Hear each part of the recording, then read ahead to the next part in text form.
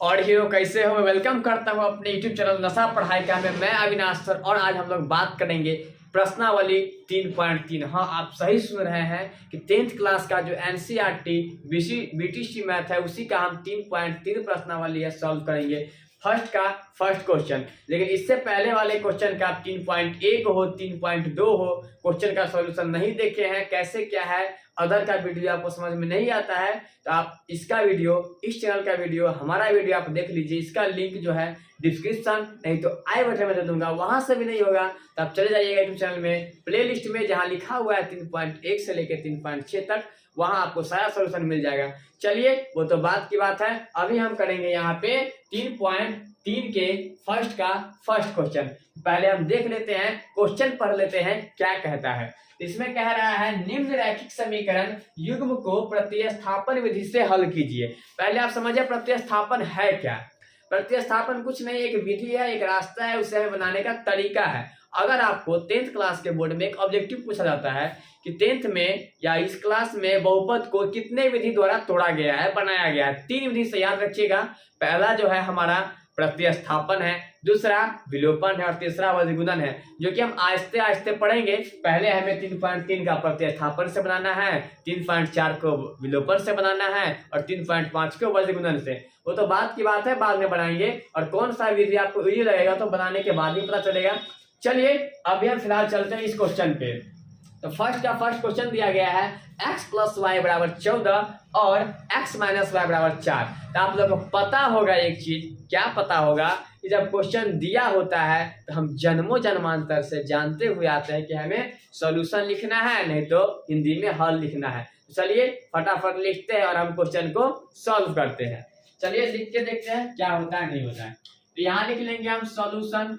ठीक, सॉल्यूशन लिखने के बाद जो हमारा दिया गया समीकरण लिख लेंगे, दिया गया समीकरण।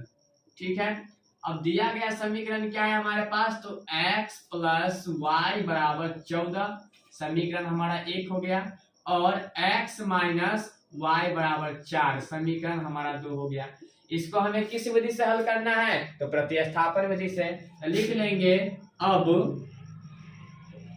प्रतिस्थापन विधि से हल करने पर, प्रतिस्थापन विधि से हल करने पर, विधि से हल करने पर, ठीक है, इसका समीकरण जो दिया उतार लेंगे। तो x + y = 14 = 1। आप कॉपी सेम इस तरह से लिखिएगा, ये मत सोचिएगा कि हमारा 2 लाइन बच जाएगा। अगर आप फ्रेश कॉपी लिखते हैं, सिस्टम से लिखते हैं तो आपको नंबर भरपूर मिलता है, लेकिन आप पूरा अच्छा से लिख के आइएगा लेकिन कॉपी एकदम कचरा की तरह लाएगा, कुछ समझ में नहीं आएगा चेकर को, तो फिर आपका नंबर कट जाता है। तो हमने लिख दिया प्रतिस्थापन विधि से हल करने पे और उसका हम नीचे जो हमारे पास समीकरण दिया गया है उसको हमने लिख लिया है।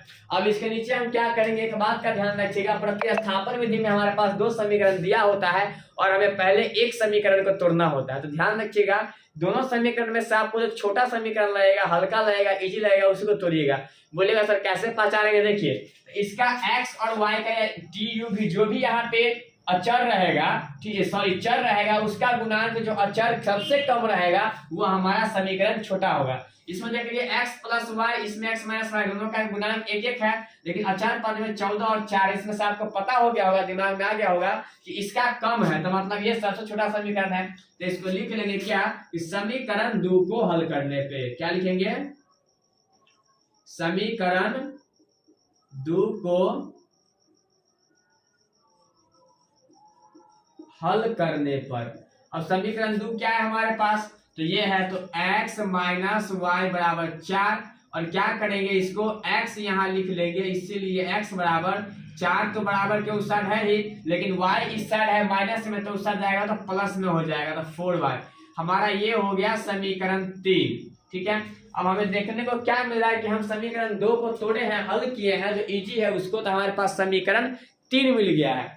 अब हम इसके बाद क्या करेंगे, समीकरण 3 का जो हमारे पास मान है, तो जिस समीकरण को ध्यान रखिएगा 1 या 2 में से जिसको आप तोड़िएगा और उसको तोड़ने के बाद जो समीकरण प्राप्त होगा वो उसमें नहीं रखना है, दूसरे में रखना है। तो हमने इसको 2 को तोड़ के 3 निकाला है, तो हम 1 में रखेंगे। अगर हम 1 को तोड़ के 3 निकालते तो फिर ये मान 2 में रखते, ध्यान दीजिएगा।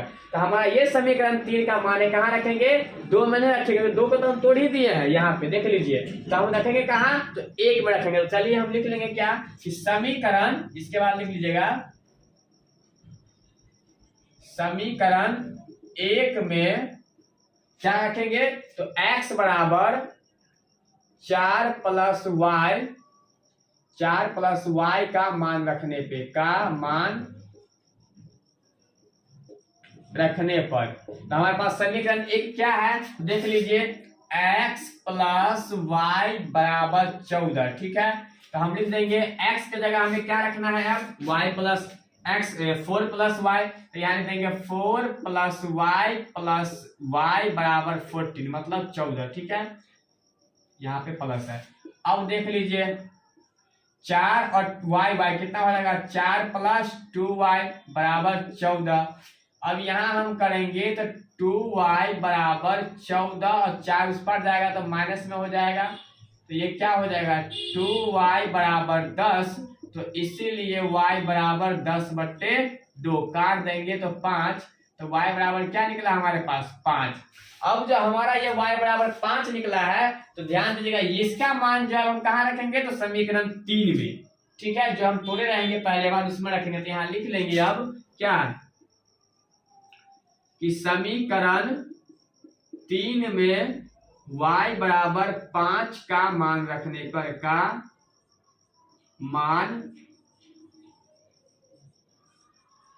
पर समीकरण 3 हमारे पास क्या है, तो x बराबर 4 प्लस y, ठीक है, इसको ठीक से लिख लीजिएगा मान रखने पर। तो यहाँ हमारे पास समीकरण 3 है x बराबर 4 प्लस y, ठीक है, 4 प्लस y, तो यहाँ लिख देंगे हम 4 और प्लस y की जगह क्या लिखेंगे, तो 5 और इक्वल टू क्या है हमारे पास 9, ठीक है। तो इसके नीचे लिख लेंगे हम, इसीलिए x बराबर 9 y बराबर 5, और यही जो है सो हमारा क्या हो जाएगा, इसका आंसर हो जाएगा। और ये हमने क्या किया है, तो प्रतिस्थापन विधि से इसको हल कर दिए हैं, ठीक है। तो आप लोग कमेंट में बताइएगा कि आप लोग को कितना समझ में आया है ये जो क्वेश्चन हम बनाए हैं, और कितना नहीं समझ में आया है। अगर आप लोग को अच्छा लगा होगा और समझ में आया होगा तो आपके फ्रेंड्स सब भी 10th में जाने वाले होंगे और 10th में होंगे, तो उनके साथ एक बार इनको इस चीज का शेयर जरूर कीजिएगा, ठीक है।